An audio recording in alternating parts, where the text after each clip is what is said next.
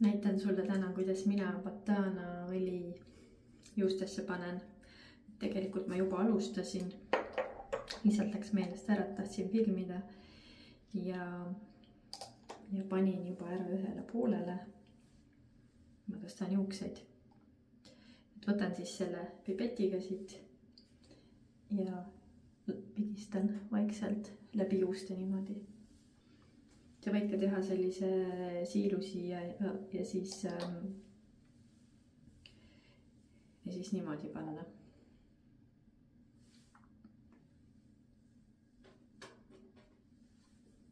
Ja niimoodi siis terve pea.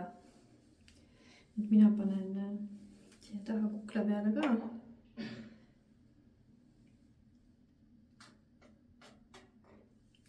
Tunnen, kuidas kõik on pea näha. Siis mina kasutan siia juurde veel rosmariiniõli, edelikõli. Rosmariin paneb juuksed mõnusasti kasvama ja siis ma hakkan kõike seda peanaha sisse masseerima. Et kõik kohad oleksid läbi. Nii, ja nüüd ma olen masseerinud selle mõnusasti peanaha sisse. Ja järgmise asjana, mis ma teen, on siis kammin seda õli juustotstesse rohkem.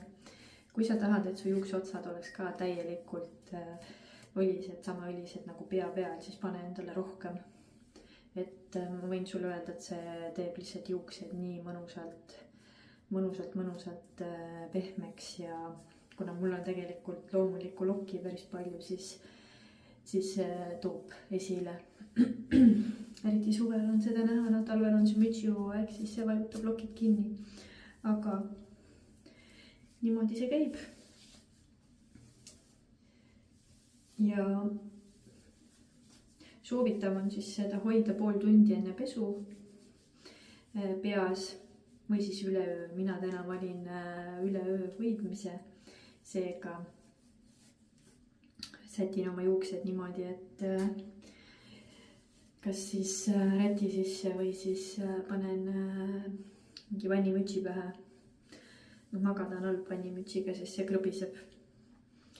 Aga siis panen juuksed kinni, kus krunni ja hommikul siis lähen pessu ja pesemisel on ka üks hullult hea nipp, et kõigepealt ära juukseid märjaks tee, vaid tee juuksed šampooniga kokku, nii et sa masseerid samamoodi nagu sõli panid selle kõik siia peanahale ja kui juuksed on mõnusasti kõik selle šampooniga koos, siis lased kuuma vee peale, no nii ikka nii, et sul nahk kannatab.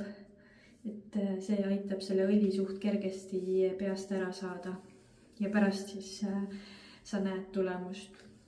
Väga mõnusad pehmed juuksed on. Nii et head katsetamist sulle.